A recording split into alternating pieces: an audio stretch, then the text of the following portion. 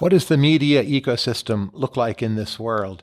So let's say a lot of people, rather than reading the New York Times or going to Twitter, they just ask their AI, read it for me, tell me what's new. It seems there's another layer of disintermediation. Or is it like BuzzFeed, where people won't want that, it will just go under and will more or less be back to the universe we have now? Well, I think the AI personal assistant for everything you do is, I think, upon us. Sure. It's part of the reason why, as you know, with Mustafa Suleiman, I launched a product last week called Pi with Inflection, which is a personal AI for your life. And I think that will be true for every professional activity. And so I think processing information, like I think part of when you say, well, AI can be used for cyber attacks, well, AI can also be used for defense. It could be integrated in your mail system saying, hey, that looks like it. Integrated with your phone saying, oh, this sounds like it's your child calling for money, but you should check on a phishing system. So the defense stuff is kind of also totally doable. It's one of the reasons why accelerating to a safer future is important. And so I think that'll be there for all of it. Now, will it be, I actually think we're quite some ways away from where you and I will send each of our AI personal assistants to do this podcast chat. I think we'll still be here.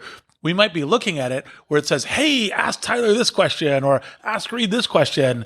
But surely you can read my Twitter feed for me, right? Yes. Pull out the 20 best tweets, save me time. What happens to Twitter in this world? Are they themselves disintermediated, just as Twitter disintermediated a lot of blogs? Well, I think... You see what I'm saying? No, I do there's a see what free you're rider saying. problem of sorts. Yeah. And you may be cutting out some key levels of infrastructure. I don't know. I think ultimately, my guess is it would be it's not, because to reflect back a point that I heard you make, but I now plagiarize you shamelessly, which is, look, we have these AIs that play chess better than human beings. No one watches AIs playing chess, but we do watch now more than ever human beings playing chess.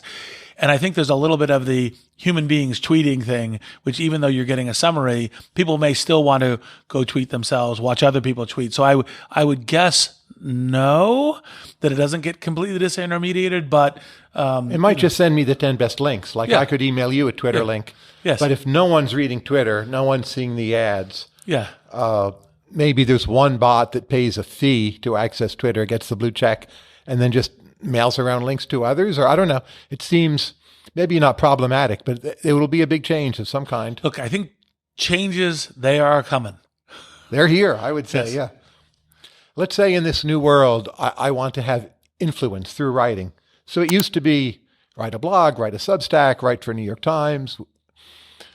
What's the new thing you can do now that you couldn't do before to have influence? Look, I think the creativity thing is the creativity ability amplifier with AI. So, for example, in Impromptu, I have things that are poems. I have light bulb jokes. I have a whole bunch of stuff that normally wouldn't be within my quick skill set, but I can do that. So it amplifies me. I think there's a whole bunch of application within the current things. Like I can do things that I couldn't do before. I do think that we will figure out some versions. Like I've been thinking, I know you yourself are a great kind of student of art. I've been thinking about what kinds of arts you can create. Mm-hmm. And the fact that art could be, like, for example, with this stuff, you can literally make interesting forms of art where every X time sequence, seconds or whatever, that you're in front of something, it's new and never replicating, right? So that's a form of medium. I do think that the question around, like, for example, like even in writing, like, obviously it's a book is made about AI with AI, hence Impromptu. But like, for example, we'll have the Impromptu chatbot up along with it. And so if people wanted to talk to the bot, talk to the book and elaborate on it, the bot's there. And by the way, maybe the bot will talk to other bots that when you're saying, hey, I'm this thing I'm working on. So I think there's a whole stack of amplifications that will lead to some radically new things. Put aside money income. Let's say someone comes to me, they say, Tyler, spend a year talking to this AI, and then you grade it. And at the end of it all, there'll be a Tyler Cowen bot. It'll be excellent. But should I do that? Yes. And how long should I spend doing that? Well, I wouldn't spend a huge amount of time right now because I think that technology will get a whole lot better for it over the next X years. But I'd start playing with it now, and then I would start looking at it where that's useful. Like I've thought about, like, where would be the things like we do podcasts. Right. It'd be fun to actually have a read bot that would be available on social media and everything else. And people had a question about an amplification of some part of the discussion that you and I are having, and the read bot could answer. That'd be great.